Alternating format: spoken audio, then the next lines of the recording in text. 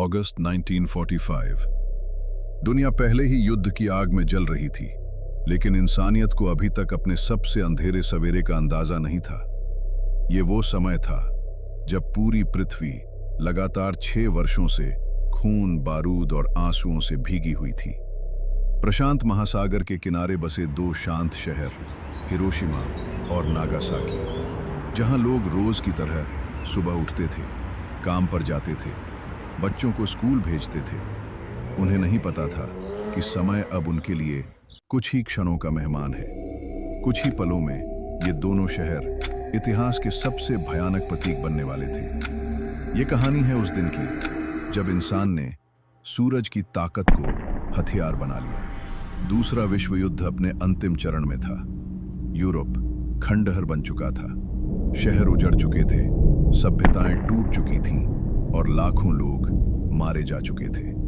लेकिन प्रशांत क्षेत्र में युद्ध और भी क्रूर था। यह सिर्फ सेनाओं का युद्ध नहीं था, ये जिद, सम्मान और आत्मसमर्पण से इनकार का युद्ध था। जापान हार के कगार पर था, लेकिन आत्मसमर्पण को वो अपमान मानता था।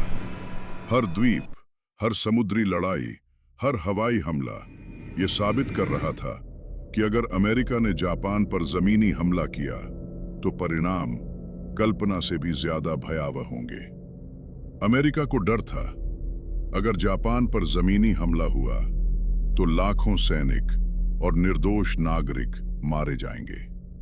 और इसी डर के साए में दुनिया से छुपाकर रेगिस्तान के बीच एक गुप्त प्रयोगशाला में वैज्ञानिक कुछ ऐसा बना रहे थे जो पहले कभी नहीं बनाया गया था। ये कोई साधारण हथियार नहीं था, ये विज्ञान की वो सीमा थी जिसे पार करते हुए खुद वैज्ञानिक भी कांप रहे थे। ये था मैनहट्टन प्रोजेक्ट, परमाणु के भीतर छुपी ऊर्जा जो सितारों को जलाती है, जो ब्रह्मांड को बांध कर रखती है, अब इंसान के हाथ में थी।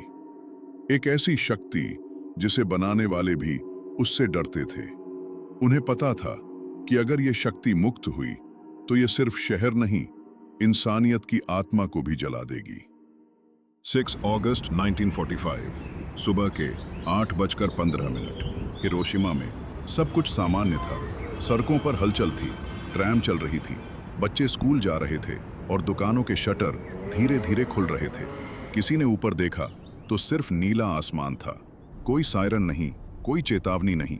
और फिर आकाश फट पड़ा। एक सफेद चमक इतनी तेज कि आंखें बंद करने का मौका भी नहीं मिला। वो रोशनी सूरज से भी ज्यादा तेज थी। 1 सेकंड से भी कम समय में पूरा शहर जलकर राख हो गया। हजारों लोग उसी पल मर गए। चीखने का समय नहीं मिला, भागने का रास्ता नहीं मिला, सिर्फ अस्तित्व मिट गया। इमारतें नहीं गिरी, वे वाष्प बन गई। जो लोग बम से बचे उनके लिए असली नरक शुरू हुआ। त्वचा जलकर झड़ रही थी, लोग अपने हाथों में अपनी ही चमड़ी पकड़े हुए थे। आंखें रोशनी सह नहीं पा रही थीं, दृष्टि नहीं, सिर्फ दर्द बचा था। और फिर आसमान से काली बारिश गिरी, रेडियोधर्मी, जहरीली। ये बारिश पानी नहीं थी, ये मौत की धूल थी जो हर सांस के साथ शरीर के भीतर उतर रही थी।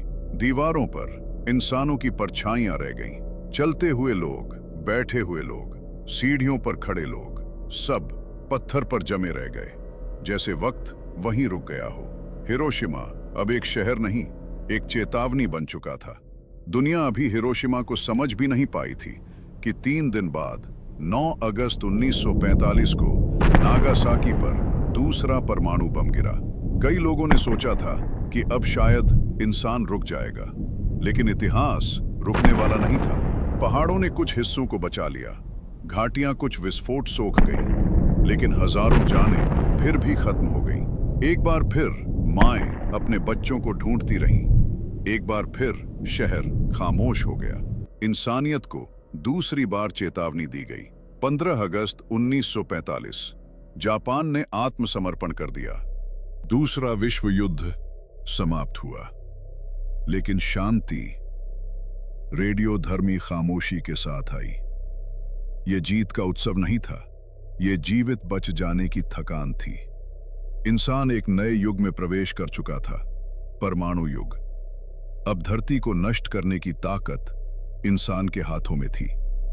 हिरोशिमा और नागासाकी सिर्फ इतिहास नहीं है, वे सवाल हैं। क्या विज्ञान बिना नैतिकता के सुरक्षित है? क्या शक्ति बिना करुणा के विनाश बन जाती है? आज भी दुनिया में हजारों परमाणु हथियार मौजूद हैं। हर एक हिरोशिमा की याद दिलाता है। सवाल अब भी वही है, क्या हमने सीखा है या बस और ज्यादा खतरनाक बन गए हैं? राख से उठती एक आवाज कहती है, कभी फिर नहीं। हिरोशिमा और नागासाकी हमसे बदला नहीं चाहते, वे हमसे समझदारी चाहते हैं, ताकि आने वाली पीढ़ियां सूरज को आसमान में ही देखें, धरती पर गिरते हुए।